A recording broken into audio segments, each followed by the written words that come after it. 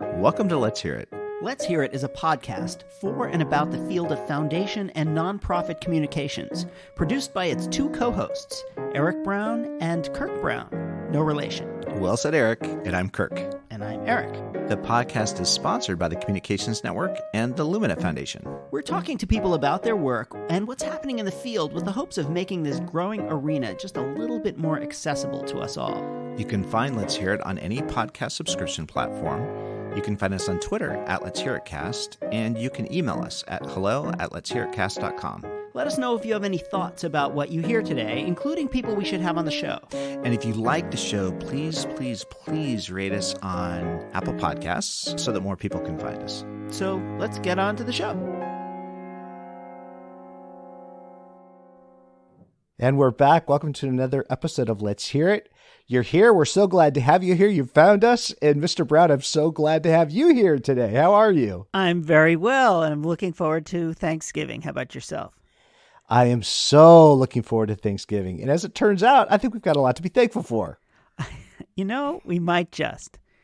One of the things that we have to be thankful for is the movie The Antidote, directed by John Hoffman and Kahane Cooperman. And that's what we're going to be. That's what we're talking about this week. There's so much here. And before we go into the conversation itself, can we just do a shout out to, you track this movie down. It's at theantidotemovie.com.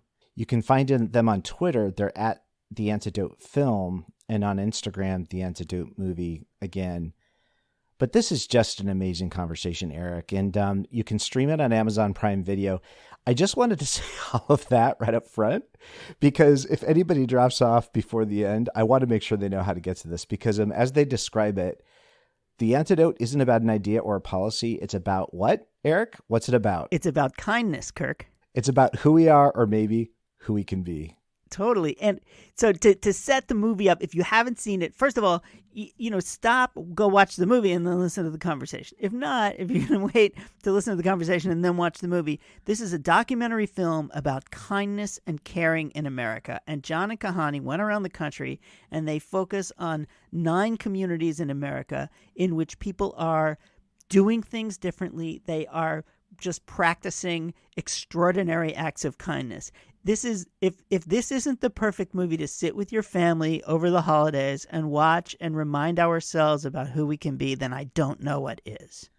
What a treat. So this is from Better World Projects, from Radical Media. This is Kahane Cooperman, John Hoffman, co-directors of The Antidote, on Let's Hear It. Welcome to Let's Hear It. Okay, every time I say it, this is a very special episode of Let's Hear It. This is a very, very special episode of Let's Hear It. My guests today are Kahane Cooperman and John Hoffman, the producers and directors of The Antidote, which is a film that is now out in virtual theaters and coming soon to streaming. And The Antidote is a film about kindness and caring in America, because you know what? Maybe it's just about time for a little bit of that. And John and Kahane, just thank you so much for coming on. We have so much to talk about. Thanks. Very happy to be here with you, Eric. I have to do a little bit of full disclosuring. That's not a new word. I just made that up.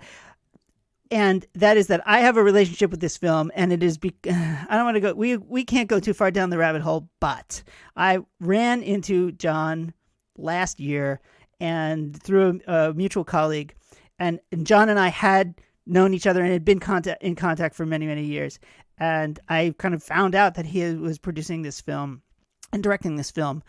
And I went to a screening and I said, I just want to get involved. And so I became, I would say, tangentially involved with this film. But I am so deeply involved in my soul. And so that's why it's a super duper special episode of Let's Hear It. So let's just start. I would like to start with a little bit about, just tell us about what this film is, and then I want to talk to you about yourselves, and then we'll talk more about the film. So, and since you are producers in, you're not co-producers, you're producers and co-directors, I'm sure you will figure out how to answer each question and toss it to each other and make decisions in a flowing and loving way.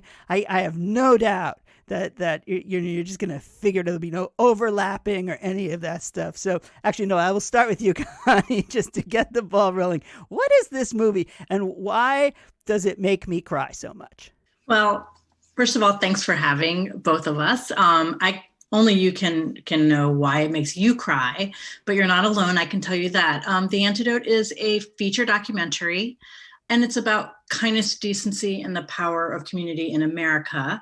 But I think it's important to note that it was very much made in response to the times we were living in, especially when we started it, which was about 2.5 years ago. John and I met for coffee, and he had already raised some money and had a one-word idea, which was kindness.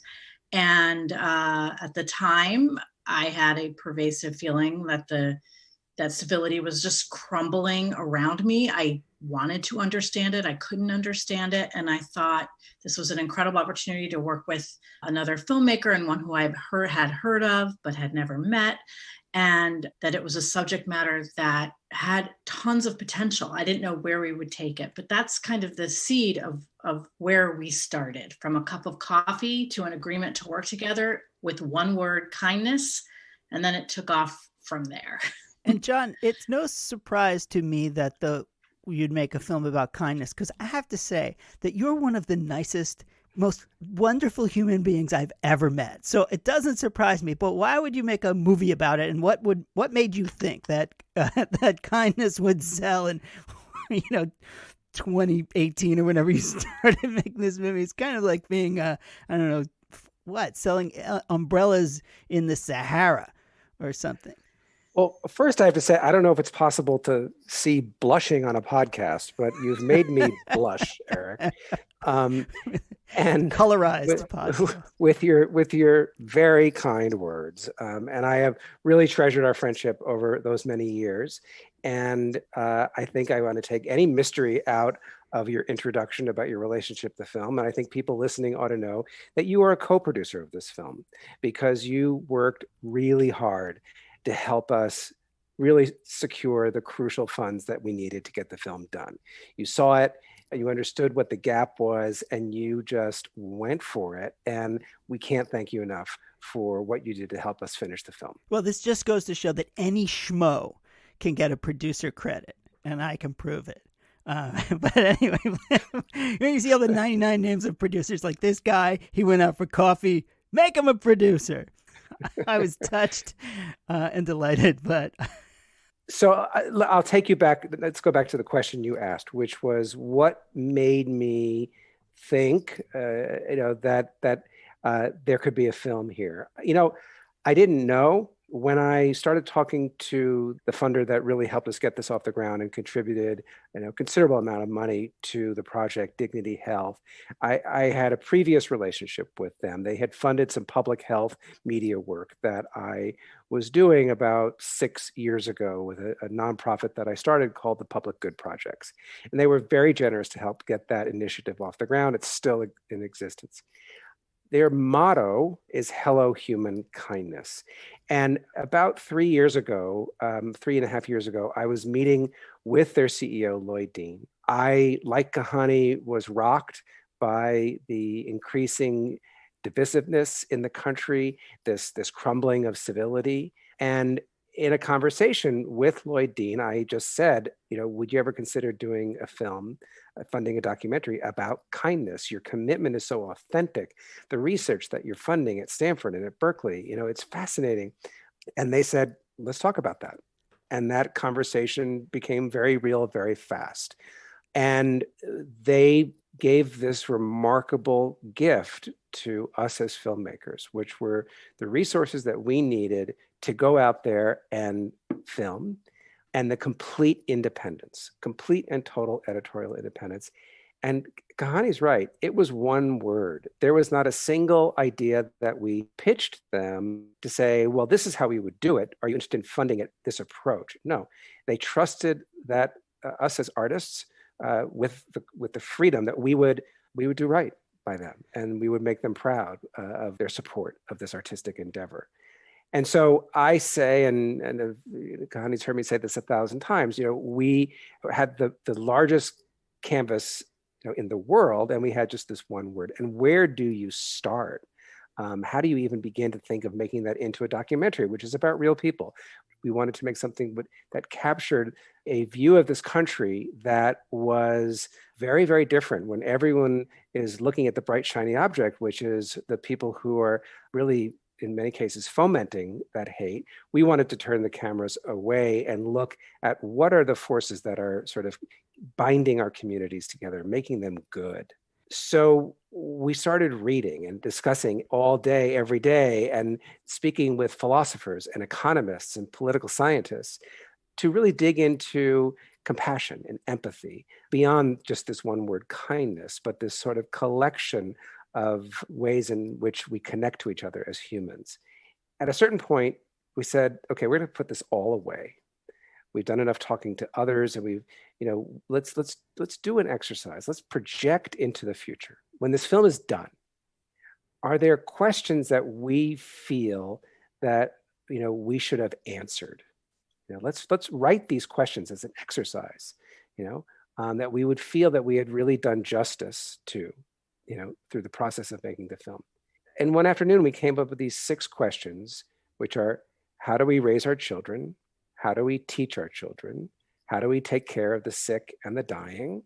How do we live and work together? How do we welcome the stranger? And how do we lead? And we knew that we wanted to make a film that covered the lifespan, and we wanted to make a film that covered the experiences that we have as we move through the world. And we felt good that those questions covered everything that we could think of in terms of how we live our lives. Then something pretty bad happened in this country, and I'm going to toss it to Kahane to talk about that. Before we get to that, because most of the questions we hear right now is: how do we screw the enemy? How do we steal an election? How do we...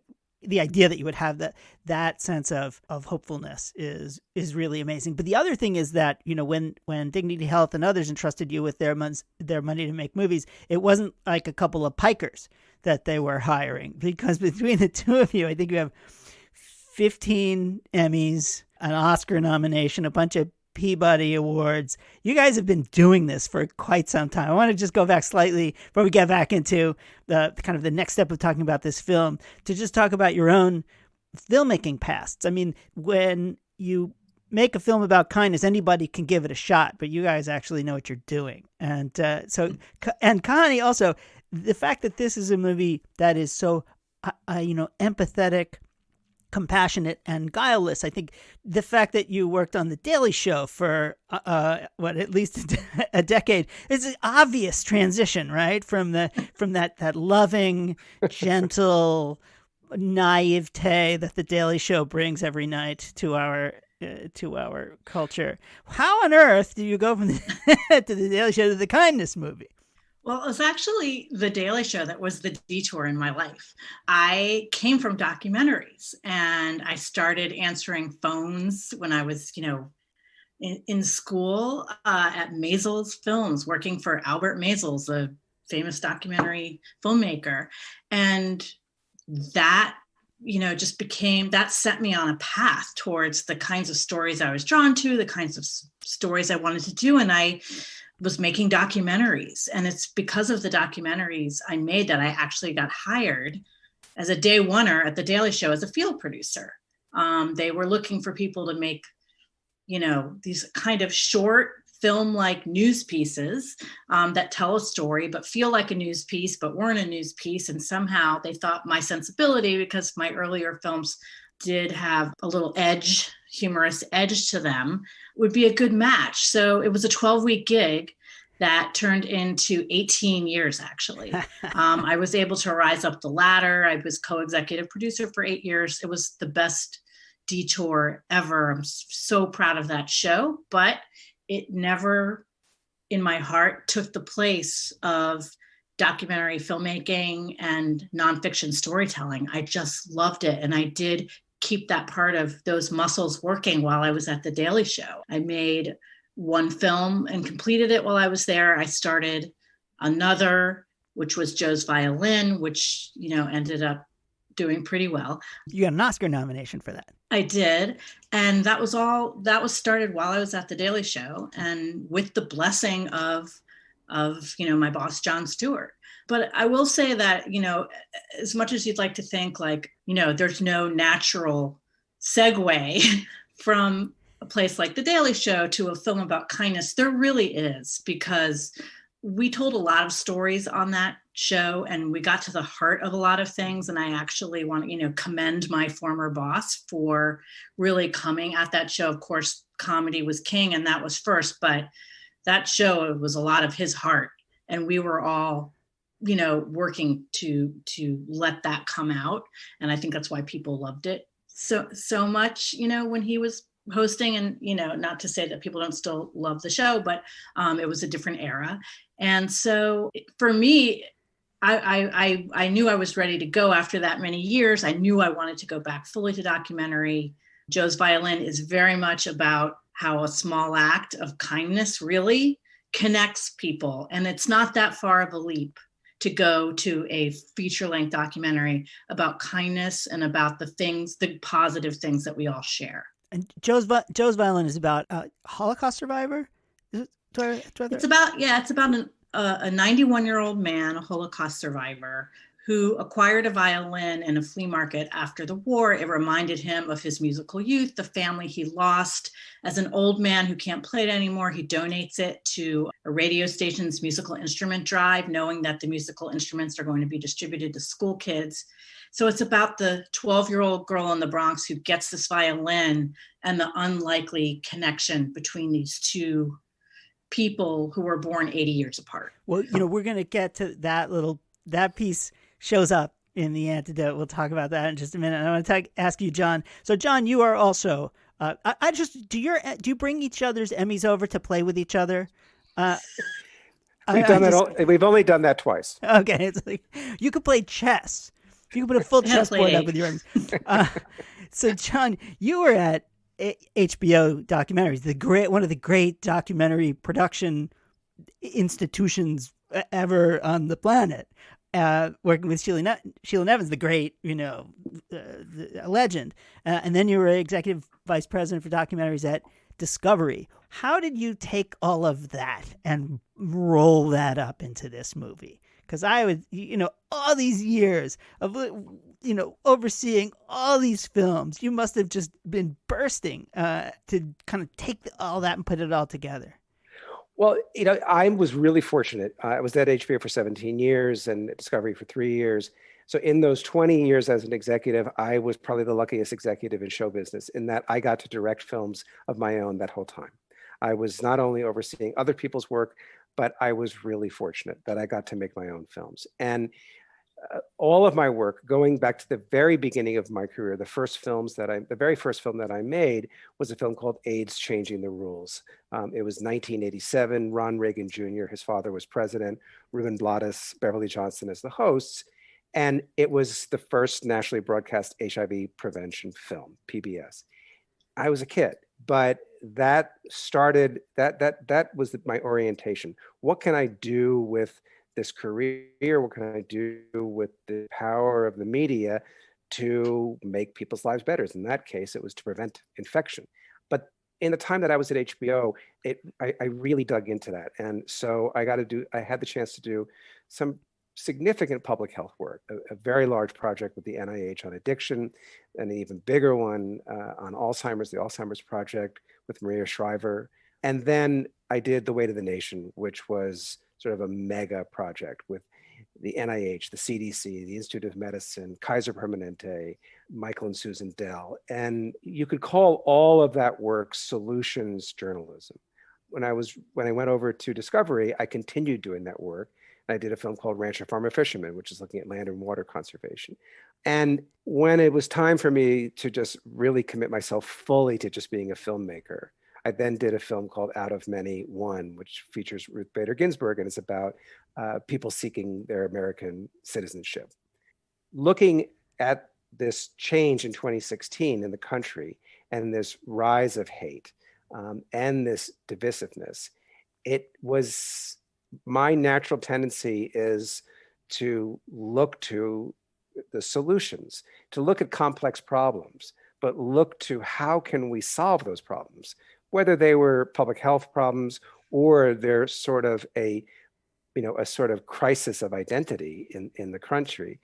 How can the power of documentary film be sort of harnessed to change hearts and minds, hopefully, for the better.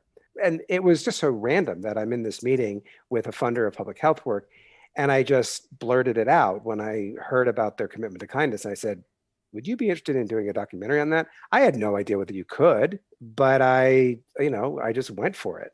And I'm really happy that I did. Well, it's been a remarkable experience making this film. That was an excellent segue to take us into the break, because we're going to come back and we're going to talk about The Antidote. And I'm really excited about talking about these stories that it's possible. I have a box of hankies, or a box of Kleenex nearby, just in case, because just talking or thinking about this film makes me cry. So, I mean, it's really, really an amazing, sweet film. So we're going to take a quick break, and we'll be right back with Kahane Cooperman and John Hoffman. You're listening to Let's Hear It, a podcast about foundation and nonprofit communications hosted by Kirk Brown and Eric Brown. Let's Hear It is sponsored by the Communications Network, which connects, gathers, and informs the field of leaders working in communications for good. Because foundations and nonprofits that communicate well are stronger, smarter, and vastly more effective. You can find Let's Hear It online at letshearitcast.com or on Twitter at Let's Hear It Cast. Thanks for listening, and now back to the show.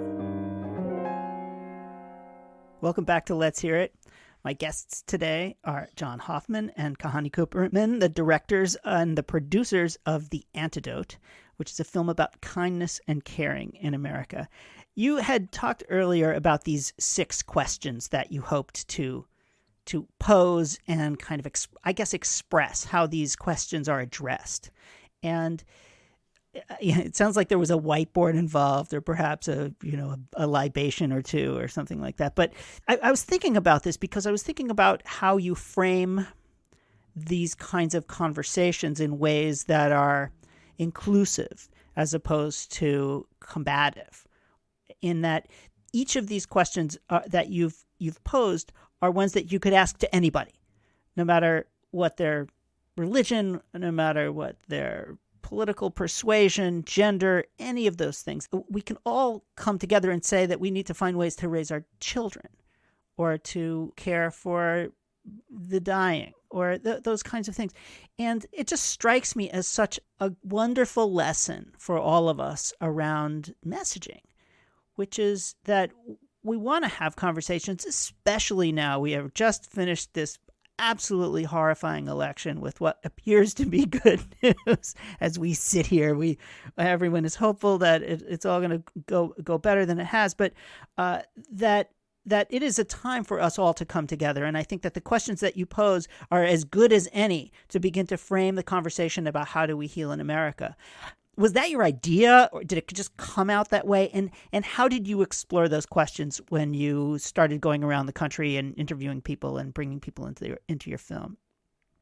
Well, I want to tee up Kahane in the same way that I was going to do earlier, which was we came up with these questions and we were feeling pretty good about ourselves for many of the reasons that you were describing. And we saw them as sort of formative in our thinking, and they provided us a great sense of direction, and the simplicity of them really made them very easy to apply when we were looking at work that's happening around the country that might be innovations in education or innovations in healthcare. But it really wasn't that long after we had this sort of mini retreat where this exercise that we didn't expect was going to result in something that was so helpful, and it did turn out to be so helpful, when something happened. And I just going to ask Kahane to talk about that. Wait, I have to interrupt for a second. There's very few movies that have more than one director. How did that go? And then, I'm sorry, then Kahane, you should definitely answer. John D, I interrupted, but I just couldn't help myself. How do you co-direct a movie? It was great. We kind of set our parameters of how we were going to work together out of the gate, which I think is really important for any relationship. It's like, I remember reading a Milan Kundera book a million years ago, and there's something about this unsaid contract that you sign at the beginning of a relationship. And he was talking about romantic relationships, which this one isn't, but it's a working relationship, and it was every day. And it was a big deal. And we had a lot of responsibility together to create this. And I think the fact that, John and I had a talk at the beginning about how this was going to work, and essentially said out loud, our voices are equal. And that's how we're moving forward. And I think like the honesty thing really helped, because I knew when he didn't like my ideas, he knew when I didn't like his ideas. We supported each other, through the challenges of making this. And also, we had also a team of wonderful people working with too. So, and sometimes it's hard for them to hear from two people. An editor getting notes from two different directors who aren't the same filmmaker. We don't have all the same sensibilities, but I think, you have to go with your gut sometime. And I think our gut was there could be something complementary here. And I think the result is the film that you're reacting so wonderfully and powerfully to. I knew I didn't want to make this film alone. I knew that it would be a better film if I had a partner. I knew that I'm a better person when I have a creative partner, because there are certain, and not every project, but there are certain projects where the ambition, it would be so arrogant for me to think that I could possibly capture or navigate the sort of murky waters of what I knew was going to be, we would go through in making of this film. I just knew that it was beyond my ability to do this alone. And so I was seeking that partner. I was actively seeking. I talked to many people. Truly, I talked to a lot of people. And then it was, coffee, and it was like, we got married 2 days later. So. That's great. So let's get back on track, Kahane. After I rudely am a terrible interviewer. I couldn't help myself though. So tell me this moment of truth that occurred. Well, we had these questions, and I just, to bring us back to that, I think you're right. I think one of the reasons they're so powerful is because they touch on things that are universally experienced by people, pretty much no matter who you are. And so that really helped us. And they were guiding us. They did give us direction, as John said. But we're in the middle of sort of starting to now research stories, and Charlottesville happened. And that moment was a real moment of reckoning for many people, for certainly John and myself in the time. Not to say that we were unaware of dark forces. They've always been there, but somehow this was so blatant that it shook our foundation. And we just realized then and there that we would not be presenting a complete portrait if we only focused on those questions. We needed to combine those questions with what we identified as fundamental unkindnesses. The fact is that the large portion of Americans, one way or another, face these unkindnesses every day as part of their life. And so we got back in the room and started thinking, like, what are these unkindnesses? And we identified them kind of how we identified these questions, which it's fundamentally unkind to not have a safe place to sleep. It's fundamentally unkind to not have access to healthcare, fundamentally unkind to not earn a living wage. Racism, sexism, homophobia are all fundamentally unkind. And it was in combination with the questions and those fundamental unkindnesses that became the real criteria and the lens through which we evaluated every rabbit hole and every possible story that could combine together to make the sauce that is this film. It was crucial to acknowledge the unkindnesses, because that is what triggered the kindness, the intentional kindness. And that's something I think that's important to talk about.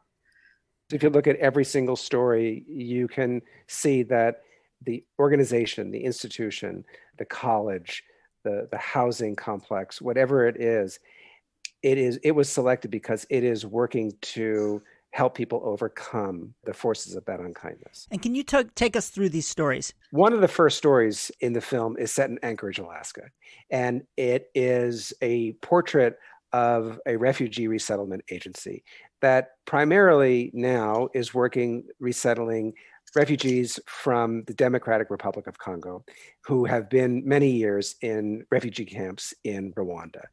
And we felt that this is an example of how do you welcome the stranger? And if ever there was an example of that, it's refugee resettlement.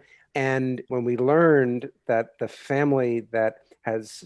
a family in Anchorage, a good portion of it has been there for 5 years, and their 103-year-old grandmother will be coming in the period that we're making this film with her 65-year-old deaf mute daughter out of Rwanda. It was an opportunity that we couldn't believe would be in front of us. And so that's the first story that people see. And then we go to Amarillo, Texas. And I think, Kahane, you do a great job. And I think you should talk about what happens in Amarillo.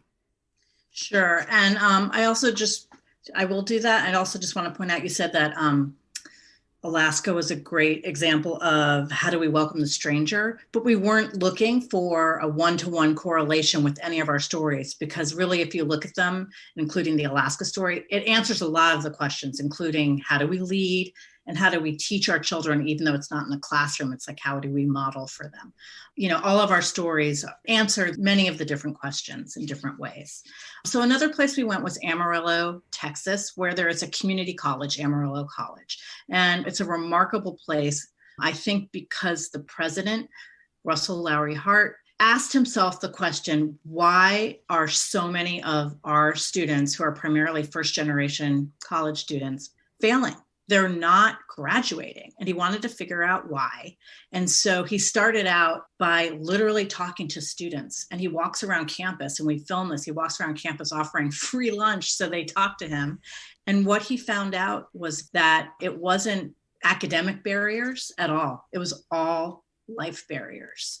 And this was a mind blower for him. He had a revelation that he's always thought it was everyone else's responsibility to take care of those kinds of things, transportation, rent, childcare. But he realizes that it's Amarillo College's responsibility.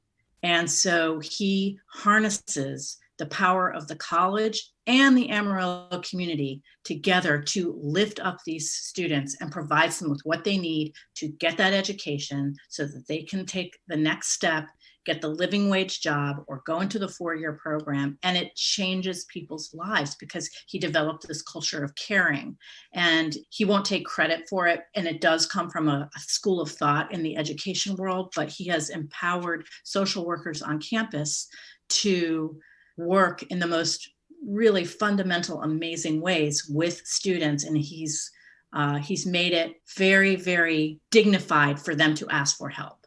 And so in the film, you see the results of that. That one, by the way, gets me every single time. I've seen this movie a bunch of times, and I cry like a bit. I'm a community college transfer student. Community college saved my life. And Richard Kazarian, if you're out there right now, I thank you.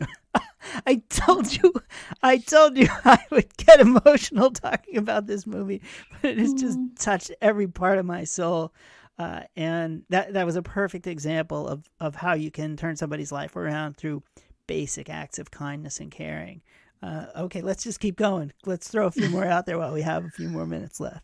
Because we're trying to create really a portrait of the country, and we use drone shots to fly around, and we want to give the sense of dropping in on communities, which is what we do. One of the places we drop in is Modesto, California, which is in the Bible Belt of California, which I didn't know had a Bible Belt until this film. And in the public high school there is the country's only public school district that requires a world religions class for graduation from high school. And this world religions class, taught by this incredibly dynamic, amazing teacher named Sherry McIntyre, it's taught to 9th graders, and not every kid wants to take it, but the thought behind this, and it's incredibly well thought out, is that if we can teach children at this age to understand other cultures and religions that we can find right in our own community better, they will grow up to be hopefully more respectful adults. And this school district did their incredible homework in establishing the curricula. They worked with the First Amendment Center. They talked to every faith leader in the community, and they got buy-in.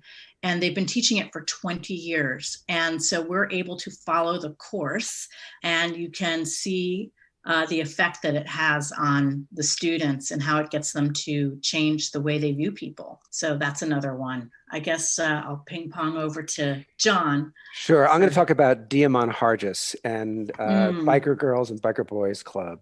So Diamond is in Indianapolis. He is someone whose title on his business card is the roving listener. He started his work at Broadway Methodist Church in Indianapolis as a community organizer. And he realized when he was going door to door to identify the needs in the community that he was having doors essentially closed on him because people were not opening up by what do you need? People were not inclined. And then he was invited in one day by an elderly woman who offered him a piece of pie. And he said, "This is the most amazing pie. Can you sell these pies?" And she said, "Absolutely." And he then went on another visit and he saw a beautiful vegetable garden in the backyard of another woman in the neighborhood. And he said, "Would you be willing to help some kids in the neighborhood if they would help you in their garden?" She said, "Absolutely." And he realized that he had to invert his work to identify what he calls the gifts and talents of everyone in his community. And by identifying people's gifts and talents and you nurture those, that's how you transform communities and you create opportunity for people and you bring your community and you knit your community together. And so the Biker Boys and Biker Girls shop is a bicycle repair and used bicycle shop in a garage in his neighborhood that is staffed by kids from all over the neighborhood. And it's an amazing place to be. Diamond is a Pied Piper. He is the roving listener. And he is someone who at every turn is looking for how he can lift the kids and the adults up in his neighborhood and work with whether it's the police force or any other institutions, foundations in that community to not fix the community. That's not his point, is that he's not there to fix things. He's there, as I say, to identify people's gifts and talents and let them soar with those talents. It just was a fantastic experience to be with him. And I hope that the film captures that and that people feel that they got this chance to be with those kids and to be with Diamond. Well, it's in just a couple of minutes that we have left. This just reminds me of what the power of film is, but also what the power of this film is at this moment. And I know that you have been working with foundations and nonprofits in communities across the country to help have these conversations in those contexts about using this film as a way to inspire us, I think, about how well we can engage with each other in a new way. And especially now, as folks are kind of doom scrolling the news right now and worrying about a constitutional crisis and fearing for who we are, this movie reminds us who we actually can be and are. And so one thing that you've been doing is you've been talking, kind of hosting these little conversations with groups around the country. And at the risk of adding to your workload, I suspect that if our funder colleagues out there or nonprofit colleagues out there would like to host a screening of this film and talk with you about it, or in any other way allow you to support them in their own regional work, that I guess you'd be open to that. Is that a fair thing to say? Hell yes. Absolutely. This film was made not anticipating a COVID world. It was made to be screened and experienced in community. However you want to define that community, whether it is the town you live in, it is a community of nurses, whether it's community of educators, whether it's community of school children, it is meant to be viewed in community. And so I just have to shout out to the Hewlett Foundation, to the Einhorn Collaborative, the Andrew Niku Foundation, and to Dignity Health for their incredible generosity in enabling this community work to go on. We have a robust program of social impact screenings. We want the film to be used. We want school systems to make it, required viewing for everyone of all ages. So yes, anyone listening, we would love to work with you. Well, I really thank you so much for what you have done. It really... I get gushy again. It's a privilege to have been able to be a part of this in my own small way. And I'm just so excited about what this film is and what it can do. And I hope it inspires people out there. If you're feeling bad, if you think that the world sucks, go to theantidotemovie.com, which will lead you to your virtual screening, and it will be streaming soon. I don't know if you can say what the... Amazon Prime starting November 20th. Hey, how fabulous is that? You can go to Amazon Prime starting November 20th to see the film. Just go do it. It will make you happy. Somebody told me that they were going on a date, or they were going to they were having a date. And I said, just watch this movie and then you'll know if this is the right person, because you'll see how they react to the movie. If they scowl and frown, this is not your guy. If they cry like a baby, you should have a second date. Yeah, she was going to do that. She's like, I can't wait to see the movie. Can I add one thing? Yes, please. This is your show, not mine. I feel like, because we talked about a few of the stories, and there are 9 stories. There's plenty of other incredible stories in this, but kind of like a community, we see these in this film as the sum is greater than the parts. And if the parts is each story, it's really the way they work together that we hope is the power of this film, the community of this film. So I think that it's wonderful to talk about each individual story, but I also think that there's hopefully a power in the cumulative effect and the chorus that they create together that really, really cement the message of this film and everyone's response to it. I totally agree. It is a movie that makes you feel good about people, and it gives you hope. And it reminds you that there is plenty of kindness out there. And I feel kind of inspired and challenged at the same time to exhibit that and express it. I'm so grateful to the both of you, John Hoffman and Kahane Cooperman. Thank you for coming on. Thank you for making this great movie. Everybody out there, I urge you to see it. And we could have gone on for hours more. Maybe we will one of these days, as we talk about what your next thing is, or what we learned after this journey. Thank you, Eric. Our pleasure. Yeah, such a pleasure. Thank you. And we're back. Mr. Brown, there was a touch of emotion in that conversation. I knew I was going to get choked up. I knew it, and I did. There's nothing... Every time I watch this movie, I cry like a baby from the beginning to the end. Like you say, you need a box of Kleenex and about a quart of Gatorade to replenish all the salts and electrolytes you lose from the crying. Well, and at the very end, you introduce the notion this might actually be a pretty good date film. This might be a good sorter and filterer, if you will, a selector. Yeah, I didn't get it. Like, forget it. You're done. Yeah, this is out of here. So Kahane and John, so first of all, I love this origin story. John has a napkin, a piece of paper with one word on it, kindness. Yeah. And it reminds me of a famous time we gathered in San Francisco, and I slipped a piece of paper across to you that had one word on it, podcast. And there it was. We moved on from there. And how divergent the outcomes for these two great napkins. Well, talk about greatness, by the way. I did a little research. So Kahane, she's received 11 Emmys and 3 Peabody Awards. John has 66 producer credits on IMDb and has 4 Emmys in his own right, 16 nominations.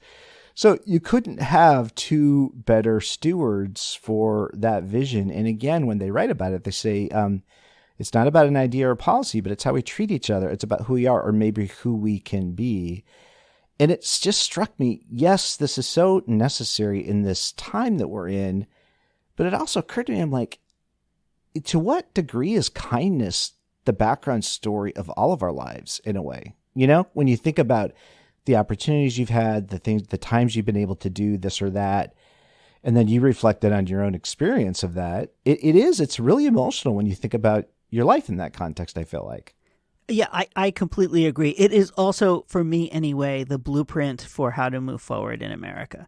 We are coming out of this horrific... Yeah, raise your hand if you enjoyed 2020, people. I didn't think so. We're coming out of this really dark, difficult period in which we are going to try and build a new America. And that has to be built on kindness and caring, and not on whatever, revenge, retribution. Let's screw those people who screwed us over. That's just not going to get us where we need to go. And if you need to build communities across differences, because these, we live in a society that's kind of riven right now, and we have to build bridges across differences. And we've been talking about this for 49 episodes, Kirk, about belonging and about how do you bridge and all those other things. And this movie, I think, is a really, really good example. It's not the only example, but it's a great example about how do you build a community.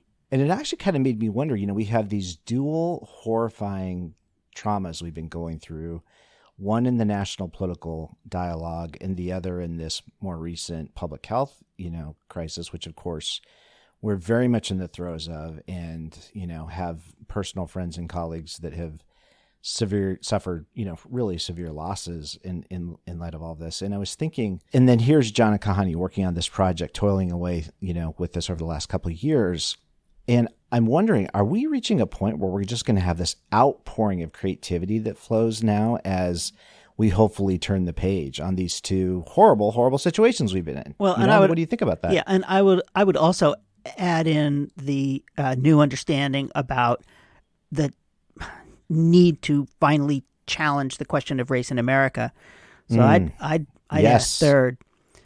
But yeah, I do think that this is a way to think about how to do that. And I mean, these films never, there's no narrator, and there's nobody tying things up into a nice little bow. They're just presenting these stories and letting the audience make its own, learn from it. The other thing is, this is interesting. I hadn't noticed it the first time I saw it, but none of the people in the film are noted by name. They really didn't want this to be about the protagonists, the people who came in and did the thing. They really wanted it to be about these people in the context of a larger community or a larger organization or a larger set of activities. So they tried not to turn any of these folks into rock stars because that wasn't the point. And I think that's a very interesting thing to think about, because even though we live in a cult of personality, sometimes the personality is the thing that gets in our way. And they tried not to focus on that to the extent possible. Obviously, there are people in this film who are true heroes, but they don't get called out by name. Well, and where didn't they go? They went to Indianapolis, Amarillo, Boston, Anchorage. I mean, Modesto. Sullivan County, New York, Modesto, Decatur. Modesto, California has the only required religions course for high school students in America. Modesto. And that woman's been teaching that class for 20 years. I mean, that's kind of cool. And, there's just so much to learn from these folks and so many reasons to be inspired. And this holiday season, I really hope that folks will sit around, within their family unit, watch this film, remind ourselves of what's good about us, and remind ourselves that in order to move forward, we're going to have to work together. Well, you had a funny exchange during the interview about all these stories are facts. This is a documentary. These are true stories. And I feel like you're on our theater and creative arts corner for the podcast. Like you're firmly camped out of that corner. Oh, yeah, you bring the creative genius. I am yes.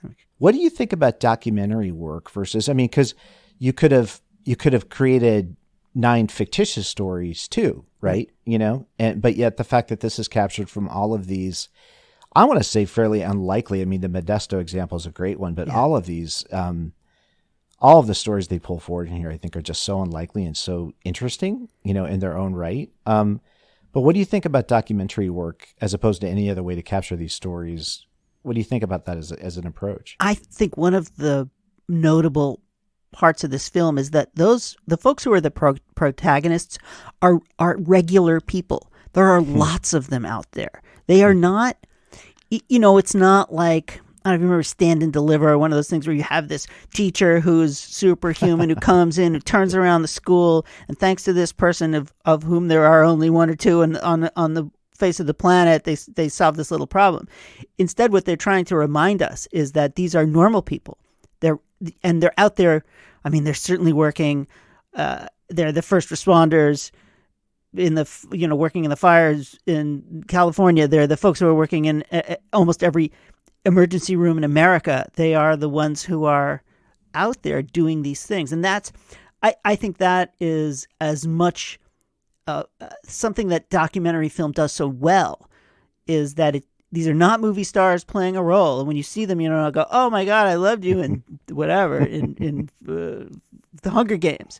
Now you're playing this person, in Anchorage. So no. These are people we've never seen before, but we know them. And I think that's where the power of documentary film is, that's where it lives. But obviously scripted film can make a huge difference. There are all sorts of movies that have come out that have changed policies and things like that. I mean, think of Aaron Brockovich. There was, those sorts of things. I am attracted to, I love documentary film. And part of the reason is because they tell kind of regular stories about regular people. Well, and the regular stories end up writing themselves so much more compellingly. I love the biker boys and girls bike shop.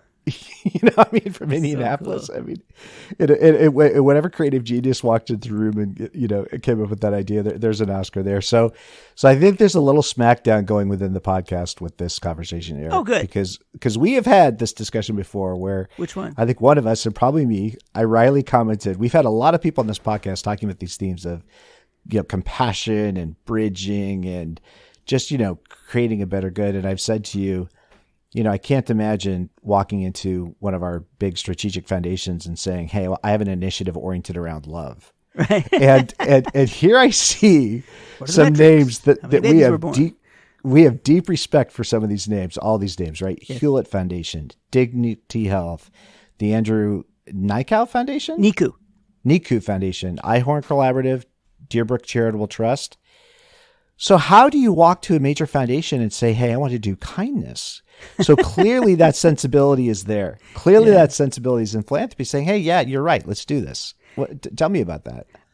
You know how it goes between John and Kahane and a number of other really fabulous people. Ruth Wooden is another one who helped just kind of go around and see who are the people who might respond to this.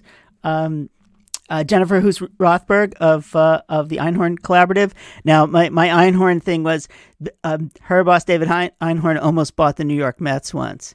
And he didn't. And I feel sad because if we had ended up in this same place and he was the owner of the Mets, then that would be the greatest thing on earth. So I feel sad. But anyway, so there are folks out there and you just call the people who you think might respond to this. I mean, Dignity Health, which was the lead funder, they bought this film on a cocktail napkin because they're extra special. But these other funders, I mean, that's just fabulous. It's just fabulous that they were willing to do it, and what a gift that they have presented to all of us. And they did it because I'm sure there's no strategy for the outcomes of this film that you can measure, and sometimes philanthropy is just a leap of faith.